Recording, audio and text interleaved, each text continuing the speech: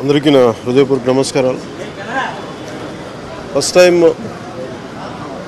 చాలా కాలం తర్వాత full election commission రావడం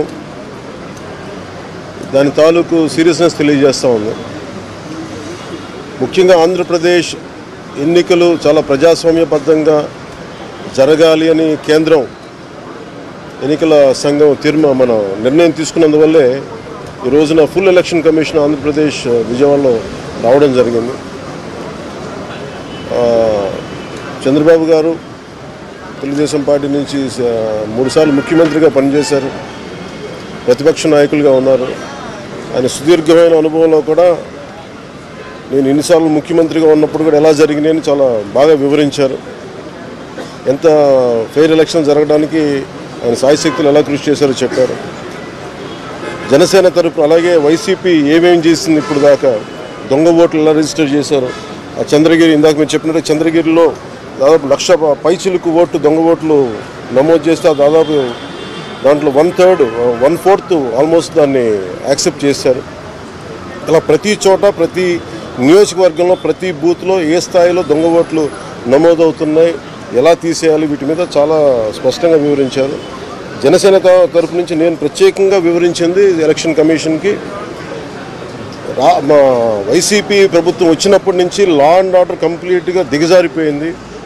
ఎవరైనా ప్రజాస్వామ్య హాని పొలిటికల్ పార్టీస్ కానీ వ్యక్తులు కానీ ప్రైవేట్ వ్యక్తులు కానీ వాళ్ళందరి మీద కేసులు ఎలా పడుతున్నాయి, కేసులు ఎలా చేస్తున్నాయి, ముఖ్యంగా బైండ్ ఓవర్ కేసులు ప్రత్యేకించి పొలిటికల్ పార్టీ టీడీపీ వారి మీద కానీ జనసేన కార్యకర్తల మీద కానీ ఇవన్నీ చాలా క్లియర్గా తెలియజెప్పడం జరిగింది వారికి. అలాగే పోలీసు అధికారులని ఇప్పుడు సడన్గా మారుస్తూ ఉన్నారు. లాస్ట్ 2 నెలలుగా మార్చేస్తూ ఉన్నారు. మళ్ళీ ఎన్నికలు సంఘం వచ్చేటప్పటికి మళ్ళీ వాళ్ళకి కావాల్సిన అధికారులను తిరిగి అక్కడ వేయించుకునేలాగా తీసుకొచ్చిన ప్రణాళికలు చేస్తాం, అది కూడా బలంగా తెలియజేస్తాం.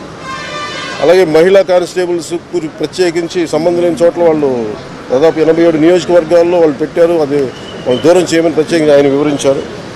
నేను ఇంకోటి ప్రత్యేకించి నేను చెప్పింది ఏంటంటే వాలంటీర్స్ అనేది విలేజ్ సచివాలయం అనేది ప్రత్యేకించి అది యాంటీ కాన్స్టిట్యూషనల్ బాడీ, వాళ్ళని దయచేసి ఎన్నికల సమయంలో వాళ్ళని ఉపయోగించద్దని చెప్పి ప్రత్యేకించి విన్నవించాం.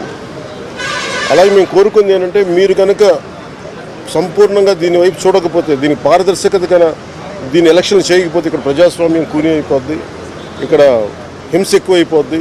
అలాగే గత స్థానిక ఎన్నికల్లో కూడా ఏ స్థాయిలో కనీసం ఒక దళిత యువకుడు లాంటి ఒక కనీసం నామినేషన్ వేసే పరిస్థితుల్లో కూడా లేదు, అందరినీ చేశారని చెప్పి ప్రత్యేకించి అది వివరించాం.